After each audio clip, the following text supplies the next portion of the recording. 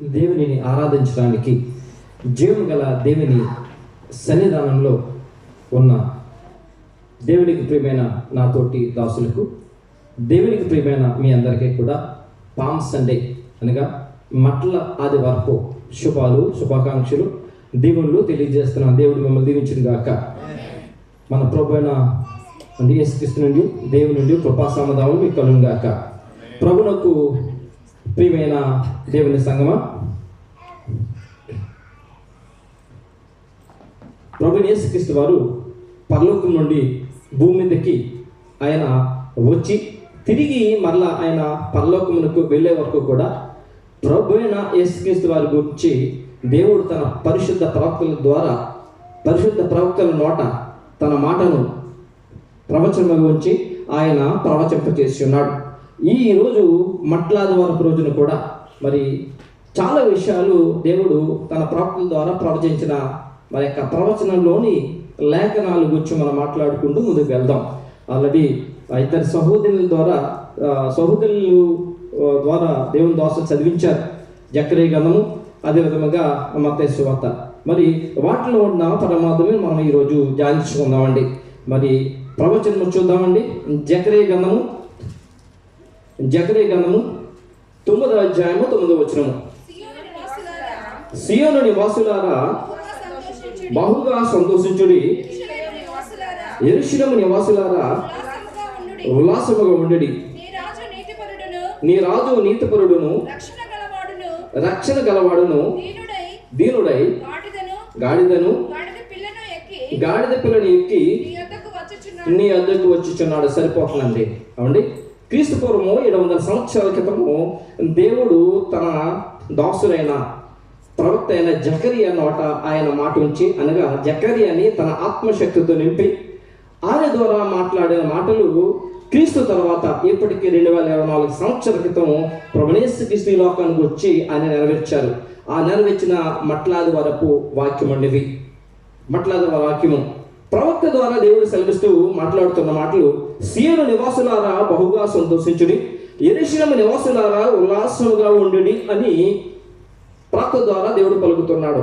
సియోను నివాసులు అనగా, యెరూషలేము నివాసులు అనగా కూడా ప్రియమైన సంఘ ఇశ్రాయేలు జనాంగము లేక యూదా జనాంగం అని మనము తెలుసుకోవాల్సి ఉంది. సియోను నివాసులు అనగా యూదులు, యెరూషలేము అనగా ఇశ్రాయేలు జనాంగము. వారి గురించి ప్రభు సెలవిస్తూ ఉన్నాడు.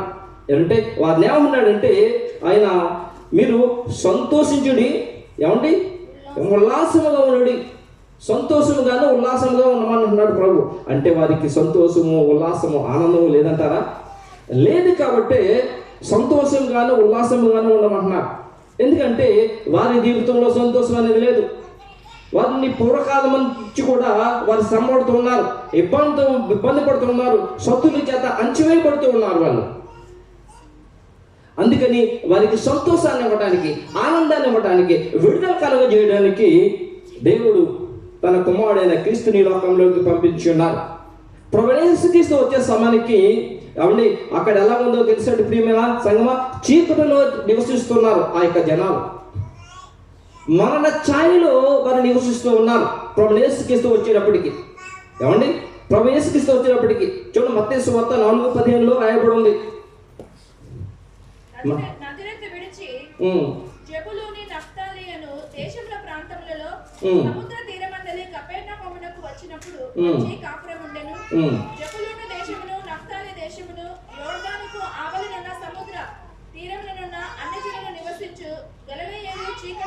చీకటిలో కూర్చుని ఉన్న ప్రజలను గొప్ప వెలుగు చూసిరి. మరణ ప్రదేశములోను మరణ ఛాయలోను కూర్చుని ఉన్న వారికి వెలుగు ఉదయించిన దేవుని నామమున మహిమ కలుగును గాక.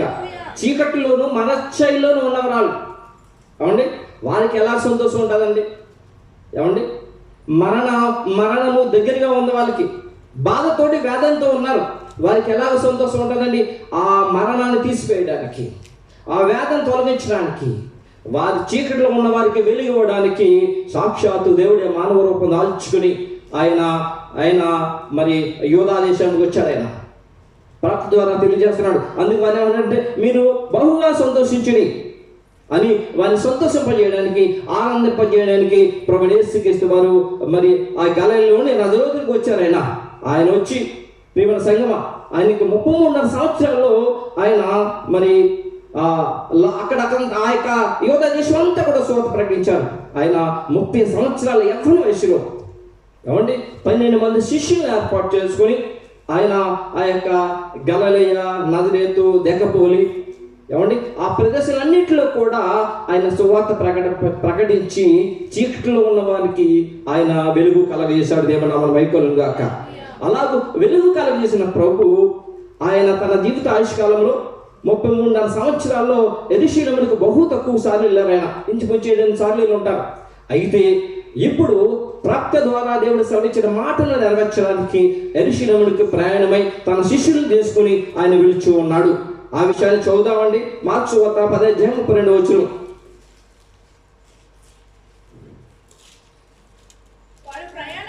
వారు ప్రయాణమై సరిపోతుంది. యెరూషలేముకు వెళ్ళుచుండేది. అదే 10:33 చూడండి. ఇదిగో సరిపోతుందండి. ఇదిగో మనం యెరూషలేముకు వెళుచున్నాము. వారు అనగా ప్రభుతో పాటు 12 మంది శిష్యులు. మళ్ళా ఇదిగో మనం యెరూషలేముకు వెళుచున్నాం. వారు యెరూషలేముకు బయలుదేరారు. ప్రవక్త ద్వారా దేవుడు ప్రవచించిన మాటను నెరవేర్చడానికి, ప్రభువైన యేసుక్రీస్తు వారు ఆ లేఖనాన్ని నెరవేర్చడానికి. ప్రియమైన సంగమా, అంతకుముందు కూడా మనం చెప్పుకున్నాం. నజరేతు నుండి యెరూషలేము ఎంత దూరం అని చెప్పుకున్నామండి? 40 కిలోమీటర్లు.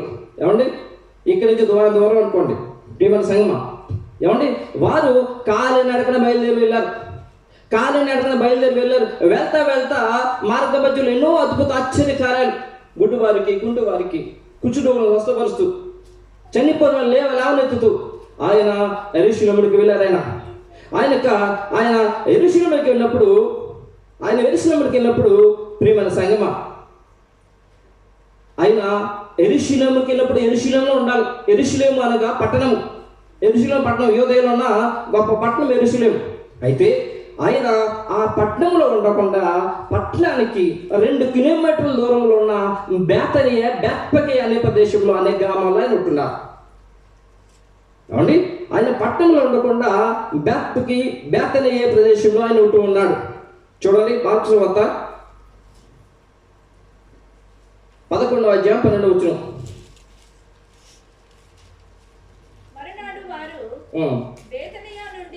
11:1 చూడండి. 11:1. వారు యెరూషలేమునకు సమీపించి ఒలీవల కొండ దగ్గరనున్న బేత్పగే బేతనియ అనే గ్రామంలోకి వచ్చినప్పుడు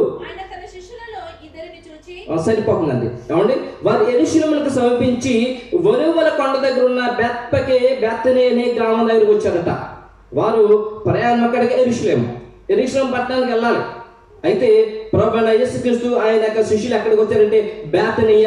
ఈ బేతనియ ప్రియమైన సంగమా, బేత్పగే అనగా జ్ఞాపకం ఉంచుకోండి, పచ్చి అంజూరాల ఇల్లు లేక పచ్చి అంజూరాల గ్రామము.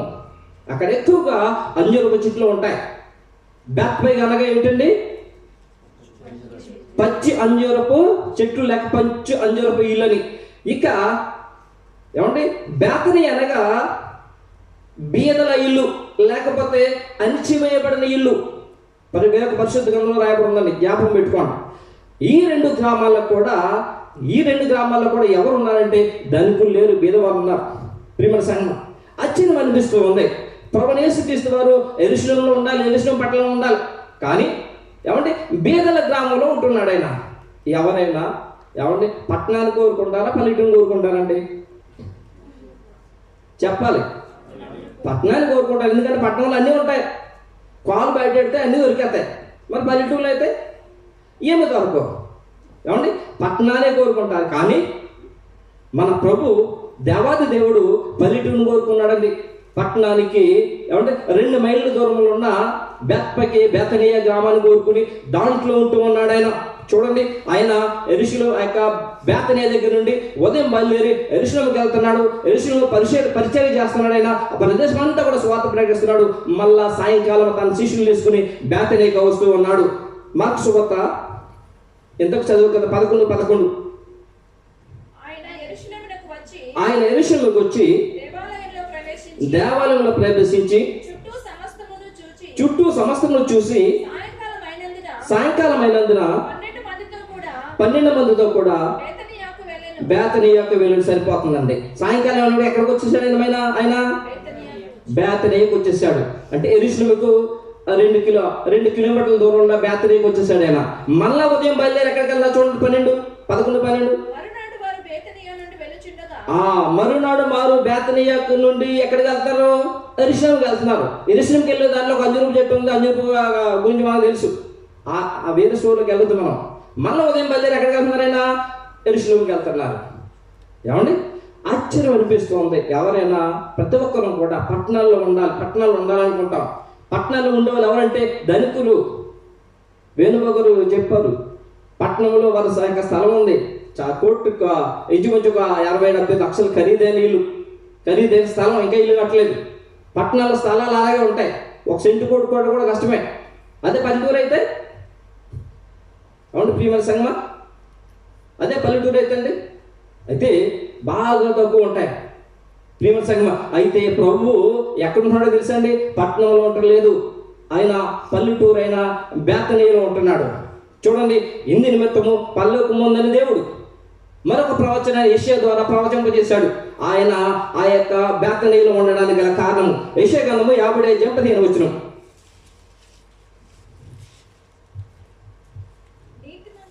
యెషయా గ్రంథము 57:15. మహాగణుడును మహోన్నతుడును పరిశుద్ధుడును నిత్య నివాసినైన వాడు ఇలాగూ సెలవిచ్చుచున్నాడు, నేను మహోన్నతమైన పరిశుద్ధ స్థలములలో నివసించబడను. ఆయనను వినయము గల వారి ప్రాణమును ఉజ్జీవింపజేయుటకును నలిగిన వారి ప్రాణమును ఉజ్జీవింపజేయుటకును వినయము గల వారి యొద్దకు దీన మనసు గల వారి యొద్దను నివసించుచున్నాను. బేతనీయులో ఎవరున్నారండి? దీన మనసు గలవారు అంటే బేదలు ఉన్నారు. బేత్పగేలు ఎవరున్నారు? బేదలు ఉన్నారు. అవండి, ఆ 2 గ్రామాలు ఎదురెదురుగా ఉంటాయి. యెరూషలేముకి 2 కిలోమీటర్ల దూరంలో బేదలు ఉన్నారు. బేదల దగ్గర ఉన్నాడు ప్రభు. ప్రియమైన దేవుని సంగమా, బేదలు ఎప్పుడు దేవుడు అంటే భయం కలిగి ఉంటారు. బేదలు ఎప్పుడు కూడా దేవుని మాటను త్రోసిపుచ్చడానికి వణుకు కలిగి ఉంటారు. బేదలు దేవుని మీదే ఆధారపడతారు. ప్రియమైన సంగమా, వారు రెక్కాడితే కానీ డొక్కాడదు. బేతనీలో ఉన్న వారి దగ్గర ఉంటున్నాడు ప్రభు. అవునండి, ఈయన ఎవరంటే మహాగణుడు, మహోన్నతుడు, సర్వశక్తిమంతుడంట. ప్రియమైన సంగమా, మహోన్నతుడు, నిత్య నివాసి, నిరంతరం ఉండేవాడు, పరిశుద్ధ స్థలంలో ఉంచేవాడు. ఆయన ఈయన వినయము గల వారి దగ్గర, దీన మనసు వాళ్ళు గల వారి దగ్గర ఉంటున్నాడట. వారిని బలపరచడానికి దేవుని నామమునకు మహిమ కలుగును గాక. అలాగూ బేతనీయలో ఉండగా అప్పుడు ప్రభువు యేసుక్రీస్తు వారు తన దగ్గర ఉన్న 2 శిష్యులను పిలిచి, ఎదురుగా ఉన్న గ్రామానికి మీరు వెళ్ళండి. ఎదురుకున్న గ్రామం ఏమని చెప్పుకున్నాం? బేత్పగే. ఏమండి, బేత్పగే. ఎదురుకున్న గ్రామానికి మీరు వెళ్ళండి. బేత్పగే అనగా పచ్చి అంజూరాల ఇల్లు. ఎదురుకున్న గ్రామానికి మీరు వెళ్ళండి. ఎదురుకున్న గ్రామానికి మీరు వెళ్ళినప్పుడు వాకిట కట్టివేయబడి ఒక గాడిద మీకు ఉంటుంది, కనిపిస్తుంది.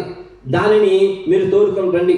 ఎవరైనా గనక మిమ్మల్ని అడిగినట్లయితే ఇది ప్రభువు కావాలని చెప్పండి, వారు వెంటనే తోలి పెడతారని చెప్పి, మరి ప్రభువు యేసుక్రీస్తు తన దగ్గర ఉన్న 2 శిష్యుల్ని ఎదుట ఉన్న బేత్పగే అనే గ్రామానికి పంపించినప్పుడు వారిద్దరు కూడా ఆ గ్రామంలో ప్రవేశించక, మరి వాకిట ఒక గాడిద కట్టివేయబడి ఉంటుంది, చిన్న గాడిద పిల్ల.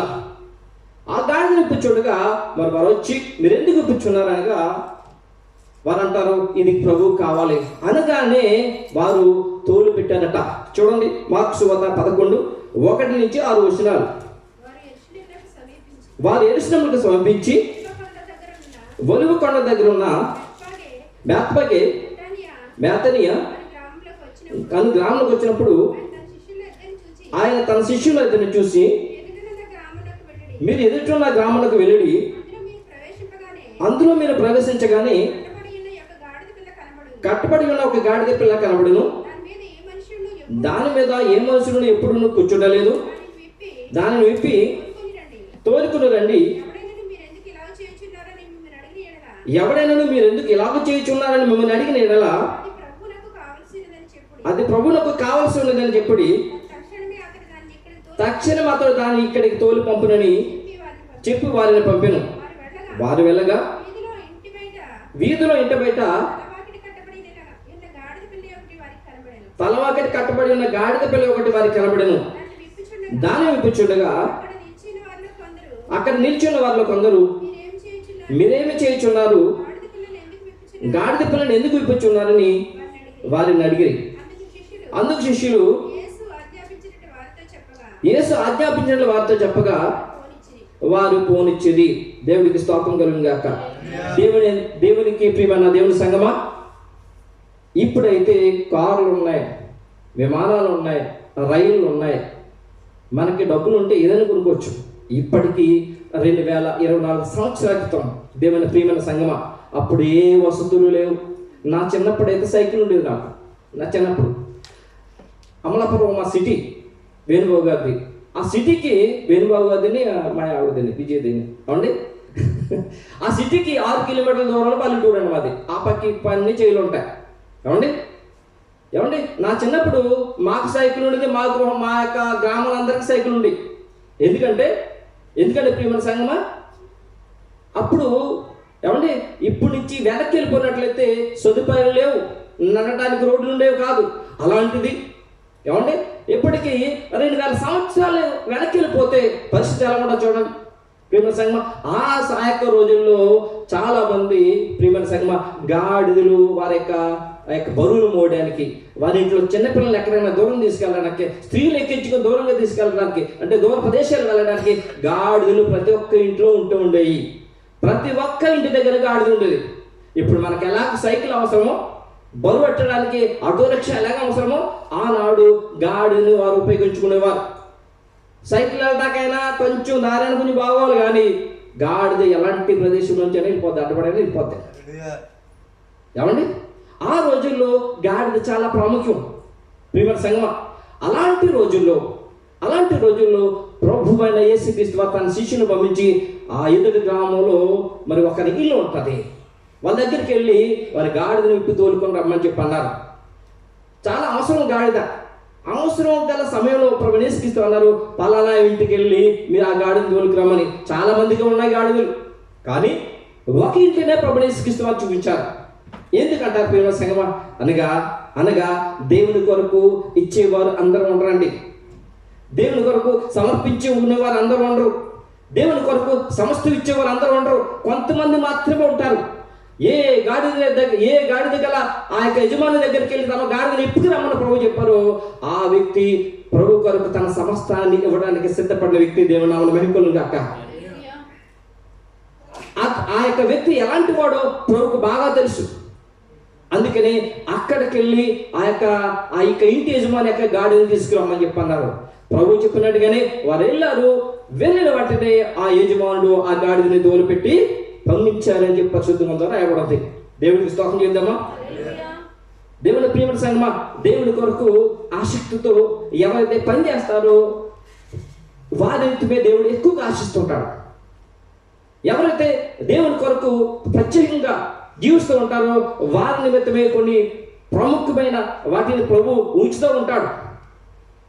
ఈ గాడిదని బట్టి మనకు అర్థమవుతుందంటే గాడిద ఆ యొక్క యజమాని ప్రభు కొరకు తను ఏమి చేయడానికి సిద్ధమే. లోకంలో చాలా మంది ఉంటారు ప్రియమైన సంగమం అని ఏంటంటే ప్రభు కొరకు ప్రభు యొక్క పరిచర్య కొరకు వారు ఎంత కొరకైనా చేస్తారు. మరి ప్రభు యేసుక్రీస్తు వెళ్ళిపోయిన తర్వాత, ఈ లోకం వెళ్ళిపోయిన తర్వాత అపోస్తలులందరూ కూడా సువార్త ప్రకటిస్తున్నప్పుడు ఏం జరిగిందో తెలుసండి. వారికి ఉన్న మా యొక్క డబ్బుని బంగారాన్ని అంతా కూడా అపోస్తల పాదముల యొద్ద పెట్టి వారందరూ కూడా ఏక మనసుతో సమిష్టిగా ఉన్నారట. అందరికీ ఒకటే భోజనం, అందరికీ అందరూ ఒకటి తినేవారు. ఎవరికి కొదువు లేకుండా, ఒకరు ధనవంతులు లేడు, ఒకరు దరిద్రులు లేడు, అందరూ సమానంగా పంచుకునేవారట. అపోస్తల కాలం 2:44 విషయాలు రాయబడింది. 44-45 విశ్వసించిన వారందరూ ఏకంగా కూడి తమకు కలిగినంతయు సమష్టిగా ఉంచుకొని ఎదియుగాక తమ తమ చరాస్తులను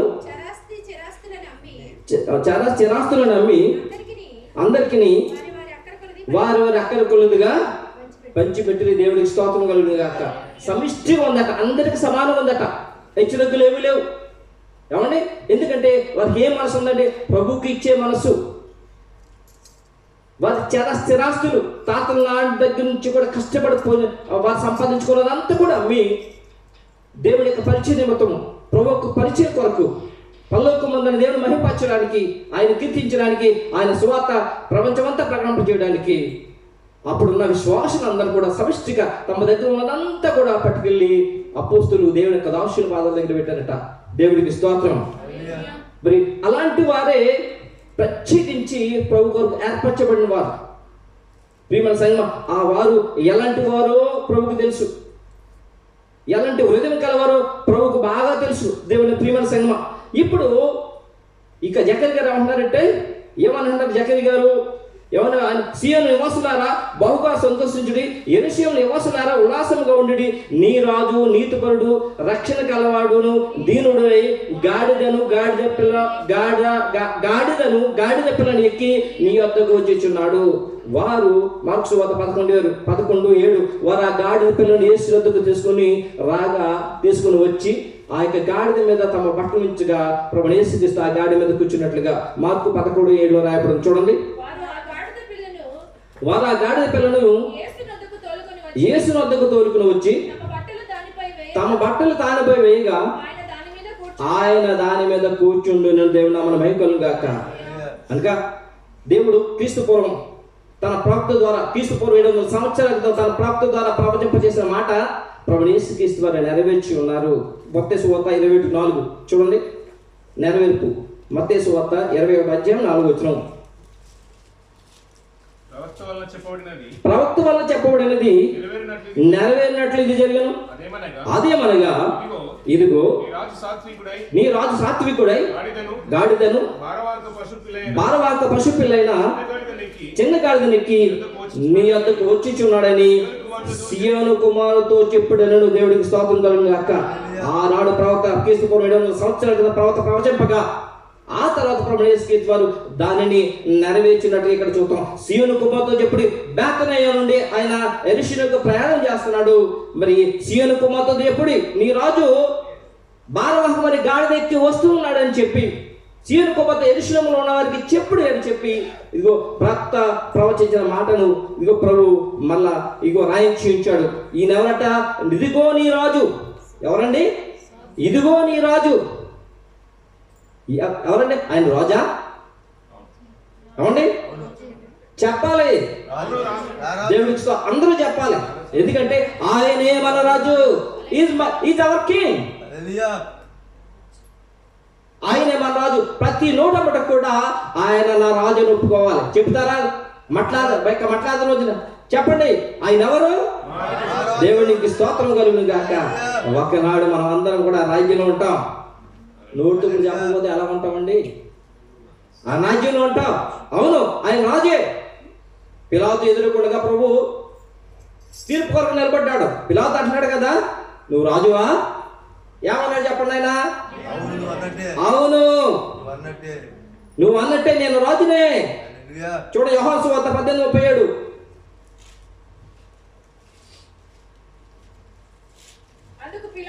అందుకు పిలాతు నీవు రాజువా అని ఆయన అడుగగా యేసు నీవు అన్నట్టు నేను రాజునే. దేవుడి నామమున మహిమ కలుగును గాక. ఆయన రాజే. ఈ మాట ఆయన రాజు అని క్రైస్తవులు గనక బయట ఉన్న వాళ్ళంటే ఒకరినొకరు చంపుకొని వెళ్ళిపోతారు. ఎందుకంటే మా రాజ్యాన్ని ఎక్కడ ఆక్రమించేసుకుంటారని చెప్పి. అయితే ప్రభు ఏమన్నారంటే ఇది లోకమంతా తెలుసుకోవాల్సిన సత్యం. క్రైస్తవులు ఏమంటే ఈ భూమి మీద రాజ్యం చేయడానికి వారు ప్రయాసపడలేదు. క్రైస్తవులు ఈ లోకంలో అధికారాన్ని సంపాదించుకోవడానికి ప్రయత్నం చేయట్లేదు. ఇది ఈ లోక సంబంధమైన రాజుల అధికారులు అందరూ తెలుసుకోవాలి. క్రైస్తవులు ఈ లోక సంబంధమైన అధికారాన్ని పొందడానికి, ఈ లోక సంబంధమైన రాజులుగా అధిపతులుగా ఉండడానికి కోరుకోవట్లేదు. పరలోకమందున్న దేవుని యొక్క రాజ్యంలో ఉండాలని కోరుకుంటున్నారు. అందుకే ప్రభువుని యేసుక్రీస్తువారు అక్కడ పిలాతు కానీ లోకంలో మరొక రాజు కానీ తెలుసుకోవడానికి ఆయన ఏమన్నారు తెలుసా? అవును, నేను రాజునే, కానీ నా రాజ్యం ఈ లోక సంబంధమైనది కాదు. దేవుని నామమున మహిమ కలుగును గాక. ఆయన ఏమన్నాడు చూడండి, యోహాను సువార్త 18:36. యేసు నా రాజ్యం ఈ లోక సంబంధమైనది కాదు. సరిపోతుందండి, ఇది తెలుసుకోవాలి. ఆయన రాజ్యం ఈ లోక సంబంధమైనది కాదు. ఈ లోకంలో ఆయన రాజుగా అభిషేకింపబడాలి, కానీ ఆయన లోకము ఆయన రాజ్యం మరొక రాజ్యము. ఇది లోకంలో ఉన్న ప్రతి అధికారి, ప్రతి రాజు తెలుసుకోవాలి. క్రైస్తవులకి ఈ రాజ్యం ఈ లోకం అవసరం లేదండి. ఈ లోక అధికారాలు, ఈ లోక రాజ్యం అవసరం లేదు. ప్రభువు యేసుక్రీస్తు చెప్పారు, మీరు అధిపతుల కొరకు, రాజుల కొరకు ప్రార్థన చేయండి. వారు ఏదైతే పన్ను అడుగుతారో పన్ను కట్టండి, వారికి లోబడి ఉండండి, వారి క్షేమం కొరకు ప్రార్థన చేయండి అని. క్రైస్తవులందరూ కూడా అదే విధంగా ప్రార్థన చేసేవారు ఉన్నారు, మన అధికారుల కొరకు, మన రాజుల కొరకు. కానీ వారి రాజ్యాలు కానీ ఏమీ కోరుకోవట్లేదు.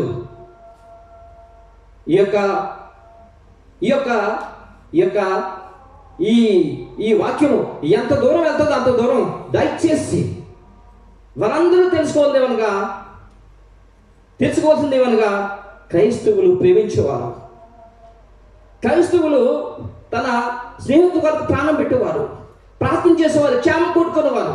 అధిపతులు, రాజుల యొక్క క్షేమం కోరుకునేవారు. దయచేసి వారిని బతకనివ్వండి. వారు ఈ లోక రాజ్యాన్ని కోరుకోవట్లేదు. వారికి ఒక రాజ్యం ఉంది. ఆ రాజ్యం గురించి మళ్ళీ జ్ఞాపకం చేస్తాను. ఏమిటి ఆ రాజ్యం అంటే, ఇదిగో ప్రకటన గ్రంథంలో రాయబడుతుంది. మళ్ళీ జ్ఞాపకం చేస్తున్నాను. ప్రకటన గ్రంథం 21వ అధ్యాయం మొదటి వచనం, 21వ అధ్యాయం మొదటి వచనం. అంతటి నేను కొత్త ఆకాశమును కొత్త భూమిని చూచుదుని. మొదటి ఆకాశమును మొదటి భూమి గతించిపోయాను, సముద్రమును ఇంకా లేదు. సరిపోతుందండి.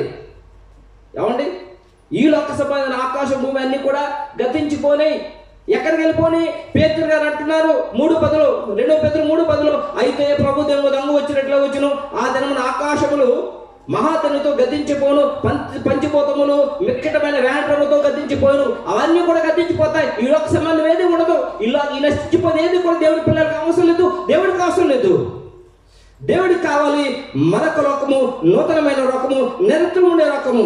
ఆ లోకాన్ని గురించి తెలియజేస్తూ ప్రకటన 21:2 చూడ రాయబడి ఉంది.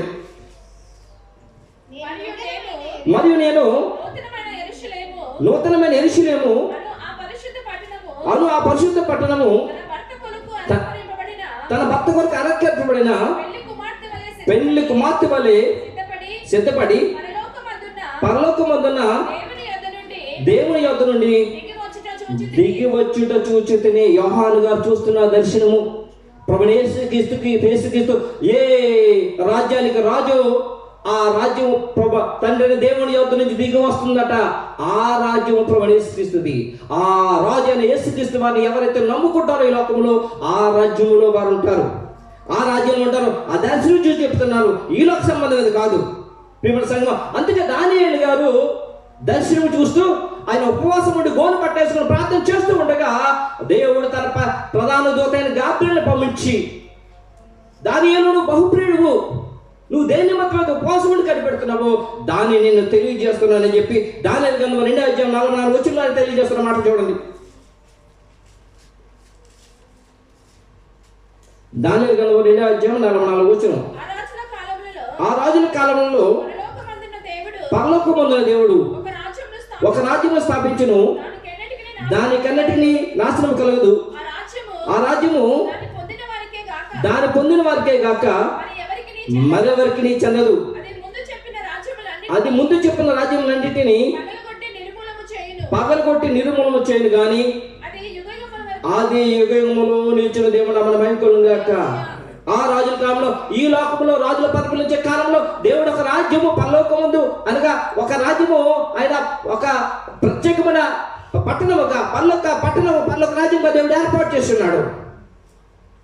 ప్రియమైన సంఘం, ఆ రాజ్యంలో ఉండటానికి ఈ లోకములో ఆయన తన పిల్లలందరినీ ఏర్పాటు చేసుకున్నాడు.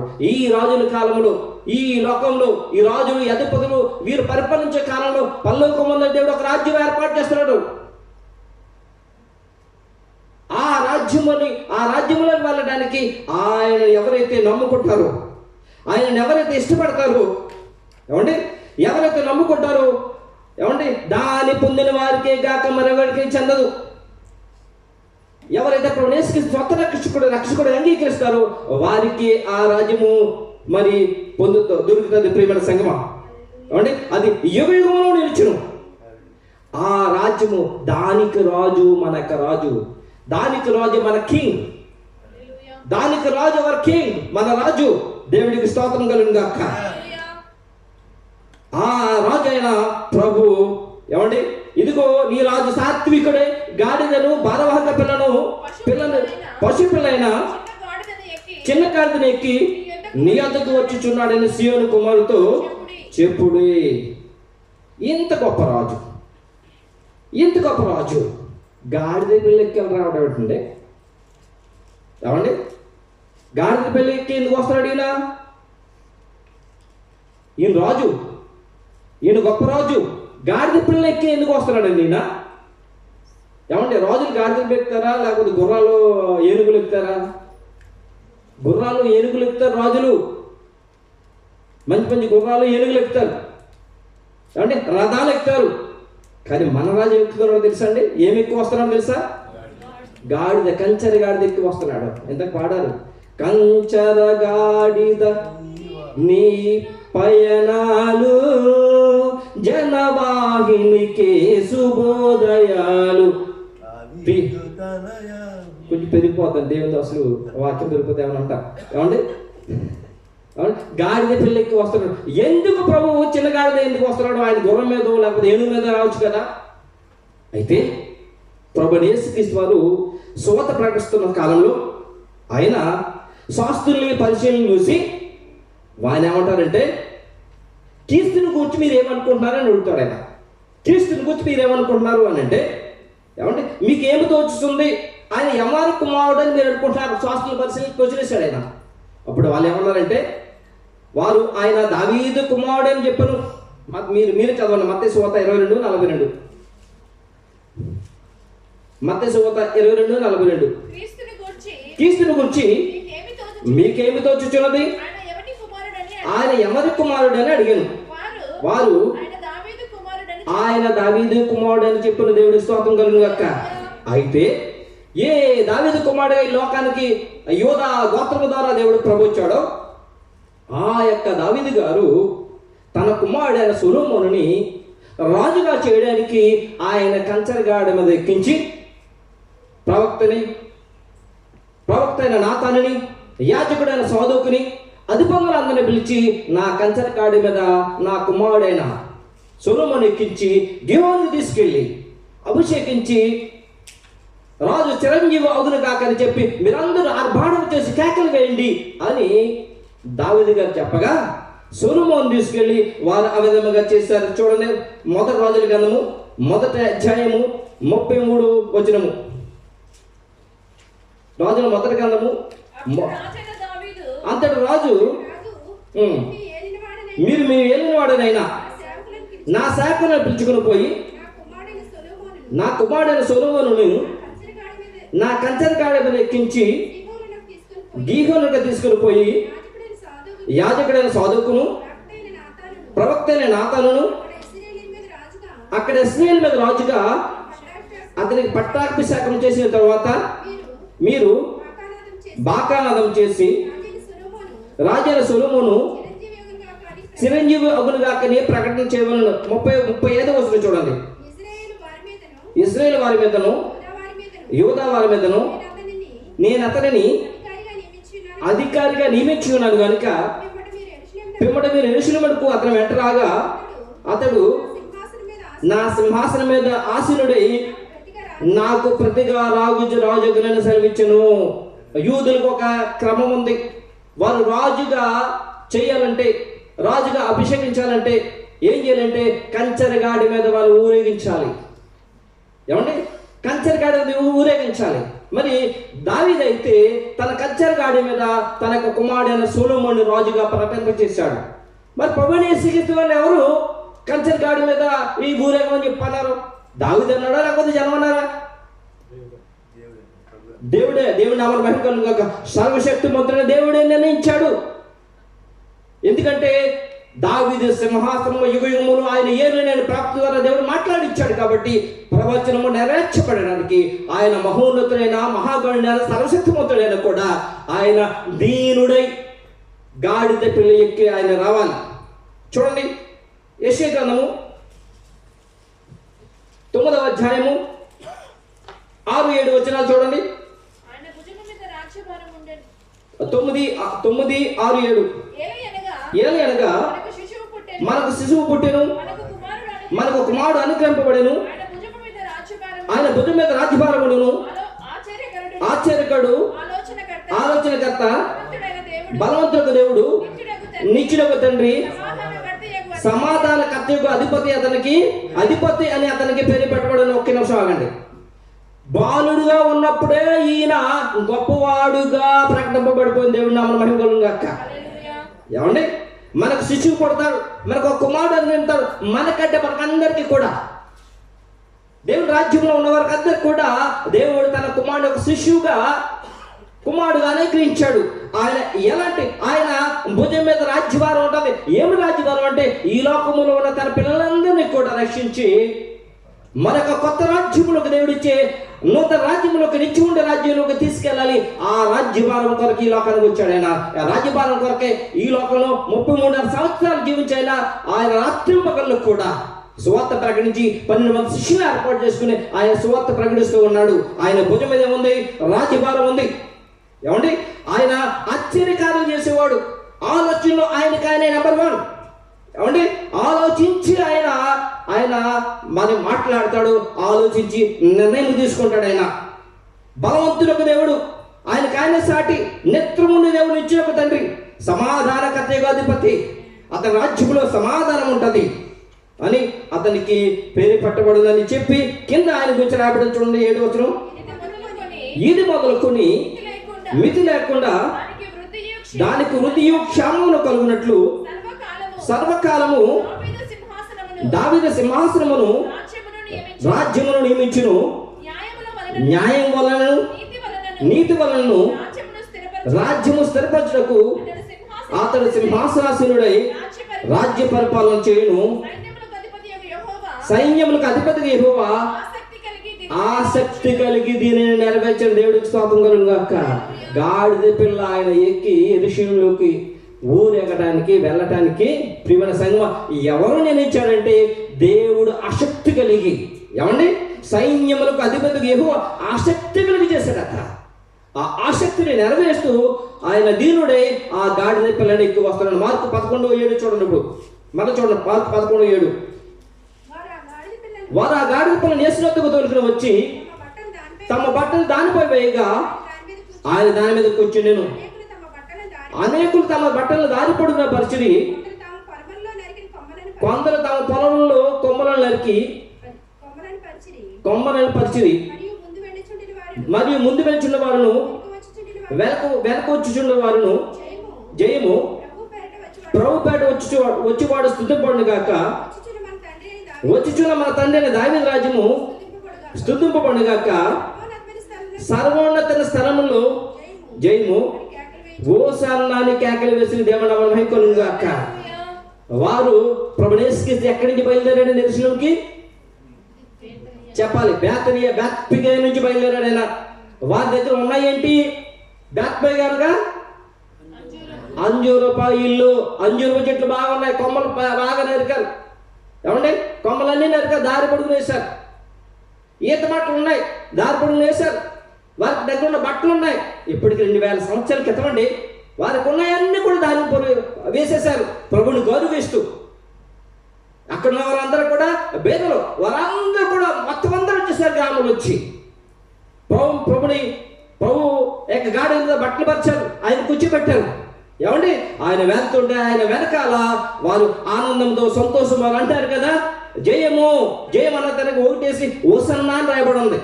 చూడండి, అవునండి, ఓసన్నా అనగా మా ప్రార్థన విని మమ్మల్ని రక్షించమని అర్థం. ప్రియమైన సంగమా, ప్రభుపేట వచ్చి వాడు స్తుతింపబడును కాకనగా యేసే వాగ్దానం యేసయ్య అని వారు స్పష్టంగా గుర్తించారట. కీర్తన 118:26లో యెహోవా పేరట వచ్చేవాడు ఆశీర్వాదం ఉండును గాక. ఏమండి, వచ్చుచున్న మన తండ్రి అయిన దావీదు రాజ్యం స్తుతింపబడును గాక. అంటే దావీదు సింహాసనం మీద క్రీస్తు కూర్చుండి ఆయన రాజ్యము ఏలబోతున్నాడు అని అర్థము. సర్వోన్నతమైన స్థలంలో జయము, ఉన్నతమైన పరలోకములో తండ్రి అయిన దేవుని స్తుతించుడి. ఓసన్న ప్రభు పేరట వచ్చేవాడు స్తుతింపబడును గాక అని వారు గాన ప్రతిగానాలు చేస్తూ ప్రభుని ఆర్భాటంగా వారు స్తుతిస్తూ ఉన్నారు. ప్రభుని ఆర్భాటంగా స్తుతిస్తూ ఉన్నారు. ప్రియమైన సంఘం, సొలొమోనుని అభిషేకించినప్పుడు ఏమండి యూదా 2 గోత్రాలు, ఇశ్రాయేలు 10 గోత్రాలు ఆయన వెంట వెళ్ళారు. కానీ ప్రభు యేసుక్రీస్తు వారిని ఆయన రాజుగా, మహారాజుగా ఆయన అభిషేకించడానికి పేదలైన వారందరూ కూడా వెళ్ళారు. ఆనాడు 2000 సంవత్సరాల క్రితము ఆయనను జయహో లేక ఓసన్న ప్రభు పేరట వచ్చేవాడు స్తుతింపబడును గాక. వచ్చుచున్న మన తండ్రి అయిన దావీదు రాజ్యం స్తుతింపబడును గాక. స్థలవంతమైన స్థలంలో జయము ఓసన్న కేకల ఆ కాలంలో పెట్టారు. ఆనాటి నుంచి ఈనాటి వరకు ప్రతి మట్లాదివారం రోజున ప్రభుని ప్రేమించి ప్రతి ఒక్కరు కూడా, ఆయన రాజ్యంలో ఉన్న ప్రతి ఒక్కరు కూడా ఆయన స్తుతిస్తూ కనపరుస్తూ ఉన్నారు. దేవుని నామమున మహిమ గాక. హల్లెలూయా, హల్లెలూయా. అయితే ప్రభువైన యేసుక్రీస్తు ఇలాగూ యెరూషలేముకు ఊరేగబడుతూ వెళ్ళడానికి మరలా ప్రవక్త అయిన దానియేలు గ్రంథంలో ఒక ప్రవచనం రాయబడి ఉంది. చూడండి, దానియేలు గ్రంథం 9:25 9వ అధ్యాయం 25వ వచనం.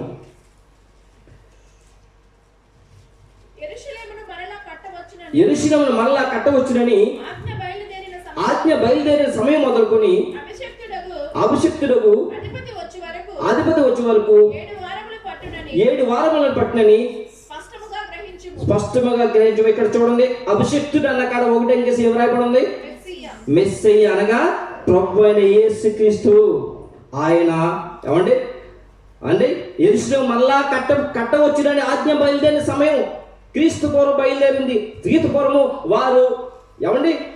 వారు ఎలా ఉన్నారంటే సంతోషం లేదు, ఆనందం లేదు, దుఃఖంలో ఉన్నారు. వారందరిని గురించి ఉద్యమింపచేయడానికి, వారందరిని రక్షించడానికి, వారందరిని ఆనందపరచడానికి, మరలా యెరూషలేమును కట్టడానికి, ప్రపంచ మానవుల ఉదయాలు దేవుని వైపు తిప్పడానికి ఆయన అభిషిక్తుడుగా యెరూషలేమునకు వెళ్తూ ఉన్నాడు. ఆయన యెరూషలేముకు వెళ్తున్నాడు. ప్రజల ముందున్న వారు వెనుకున్న వారు దేవుని బహుగా ఆనందిస్తూ స్తుతిస్తూ గణపరుస్తూ ఉన్నారు. ఆయన యెరూషలేమునకు వచ్చాడు. మత్తయి సువార్త 27వ అధ్యాయము 10-11 వచ్చిన చూడండి, ముగింపు చేస్తాను. ఆయన యెరూషలేముకు వచ్చినప్పుడు పట్టణమంతయు ఈయన ఎవరో అని కలవరపడెను. జన సమూహము ఈయన గలిలయలోని నజరేతు వాడగు ప్రవక్త అయిన యేసు అని చెప్పి ఆయన యెరూషలేముకు వచ్చినప్పుడు పట్టణం అంతా గలిబిలి వద్దట, కలవరపడ్డారట. ఎందుకు అనగా ఈయన ఎక్కడ రాజు చేసేస్తారేమో, మా పదవులు పోతాయి, మా అధికారాలు పోతాయని చెప్పి కలవరపడ్డారట. దేవుని ప్రియమైన సంఘం, ప్రజలందరూ కూడా దేవుని మహిమపరుస్తున్నారు. ఎలాగైతే సొలొమోను రాజుగా అభిషేకించినప్పుడు గాడిద ఊరేగుతూ ఏ విధంగా కేకలు పెడుతూ స్తుతిస్తూ ఉన్నారు, ప్రభువైన యేసుక్రీస్తును కూడా అదే విధముగా గాడిద మీద వెళ్తూ ఉన్నప్పుడు వారందరూ కూడా వారి శక్తిమంతుడు దేవుని మహిమపరుస్తూ స్తుతిస్తూ ఉన్నారు. అప్పుడు ప్రభువైన యేసుక్రీస్తు వారు యెరూషలేముకి వెళ్ళిన తర్వాత యెరూషలేము పట్టణంకి వెళ్ళాడు. ఆయన యెరూషలేము యొక్క దేవాలయంలోకి వెళ్ళాడు. ఆయన దేవాలయంలోకి వెళ్ళినప్పుడు అక్కడ ప్రధాన యాజకులు, శాస్త్రులు ఆయన చేసిన వింతలను, దావీదు కుమారునికి జయము అని కేకలు వేస్తూ, చిన్నపిల్లలు కేకలు వేసి చూసి కోపంతో మండిపడి ప్రభువైన యేసుక్రీస్తు అన్నాడట, వీరేమంటున్నారు, నీవు ఉన్నావా అని ప్రభువైన యేసుక్రీస్తు అన్నారట. అక్కడ శాస్త్రులు పరిశీలన పైచేయి వాళ్ళ రాజ్యం, వారే అధికారులు. దేవుడే మానవ రూపం ధరించిన భూమి మీద కొట్టే ఈయన సేవకుడు. ఈ లోక తీరు ఇలా ఉంటుంది ప్రియమైన సంగమా, అన్యాయస్తులదే రాజ్యం. ఎలాగంటే నా మీద కోపం వల్ల సర్వశక్తిపతి దేవుడు మానవ రూపం దాల్చుకుని భూమి మీద కొట్టే శాస్త్రులకి పరిస్థితి, వారి ధర్మశాస్త్ర గ్రంథం కూడా ఆయన ఇచ్చిందే. ఆయన అంటే కోపం. చూడు వాళ్ళు ఎలా అంటున్నారు అని చెప్పి వాళ్ళు చెప్పి వినిచున్నావా? చూడండి, మత్తయి సువార్త 21వ అధ్యాయం 15-16 వచనాలు. మత్తయి సువార్త 21వ అధ్యాయం 15-16 వచనాలు. కాగా ప్రధాన యాజకులను శాస్త్రులను ఆయన చేసిన వ్యక్తులను దావీదు కుమారునికి జయము అని దేవాలయంలో కేకలు వేయుచున్న చిన్నపిల్లలను చూసి కోపంతో మండిపడి నువ్వు చూచుని వింటున్నావా అని ఆయన అడిగిరి. అందుకు యేసు వినుచున్నాను, బాలురెక్కయు చంటిపిల్ల యొక్క నోట స్తోత్రం సిద్ధింపజేసి వింటున్నాను. వాళ్ళు చెప్తున్నది వింటున్నాను. మీరు వినలేదా? మీరు చదవలేదా? బాలు ఎక్కయు చంటిపిల్లలు ఎక్కయు నోట స్తోత్రం సిద్ధింపజేసిన అనే మాట వారు ఎక్కడ వింటారండి? వారి కళ్ళకేముంది? అందరితో గుడితనం ఉంది. వారు ఎలా వింటారు? ప్రియమైన సంగమా, చూడండి, కీర్తన గ్రంథం 8:7 ప్రవచనము.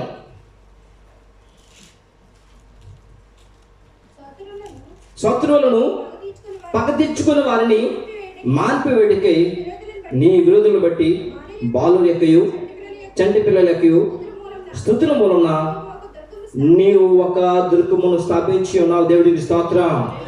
మనం ఎవరు అండి? ఆయన పిల్లలం. ఆయన ప్రేమించిన చిన్న పిల్లలము. ఆయన చేతిలో పెట్టుకు పెంచిన పిల్లలం మనం. ప్రియమైన సంగమా, ఆనాడు ప్రవక్త ద్వారా సెలవిచ్చిన మాట నెరవేర్చడానికి ఆయన బేతలేహేము నుండి యెరూషలేము వరకు 2 కిలోమీటర్ల దూరం నుంచి ఆయన గాడిద మీద ఆసనుడై ప్రపంచ మానవాళిని పరలోకమునికి తీసుకెళ్ళడానికి, అనగా ఒక ప్రత్యేకమైన దేవుడిచ్చే రాజ్యంలోకి తీసుకెళ్ళడానికి ఆయన ఆ రోజు, ఇదే రోజు అభిషిక్తుడయ్యాడు. ఆయనకు ముందు వెనక దేవుని ప్రేమించి ప్రతి ఒక్కరు కూడా ఆనందగానములు చేస్తూ బహుగా స్తుతిస్తూ ఉన్నారు. మరి నువ్వు నేను స్తుతిద్దామా? అందరి లేచి నిలబడదాం. పల్లవిచార పాడుకుని ముగించేస్తున్నామండి. గుమ్మములారా మీ తలను పైకెత్తి రారాజు వచ్చిన వేళ శుభమని చెప్పండి. ఓ ప్రజలారా విలువైన మీ వస్త్రాలు రారాజు నడుచుటకై దారిన పడవండి. ప్రభు యేసు దీనుడై గాడిద పిల్లను ఎక్కెనుగా, ఆ మార్గమెంతో సుందరము రారాజు సాత్వికముతో మన మధ్యకు వచ్చెనుగా. ఉత్సాహధనులతో స్తుతించెదము. సియోను అనబడాలి మన నివాస స్థలమండి. యెరూషలేము మన ప్రేమించే గృహమండి. సియోను పడాలి మన నివాస స్థలమండి. యెరూషలేము మన ప్రేమించే గృహమండి. సియోను మన నివాస స్థలమండి. యెరూషలేము మన ప్రేమించే గృహమండి. ఆశీర్వదించబడిన వారలారా మీరేలా బయట నిలబడి ఉన్నారు. దీవించబడిన నా ప్రియ స్నేహితులారా మీరేలా బయట నిలబడి ఉన్నారు. సియోను మన నివాస స్థలమండి. యెరూషలేము మన ప్రేమించే గృహమండి. దేవుని నామమున మహిమ కలుగును గాక. ఆమేన్. ఈ సమయం ఇచ్చిన దేవుని దాసుడు ప్రభువుకి ఇష్టంలో మనకు తెలియజేస్తున్నాం. కూర్చోండి.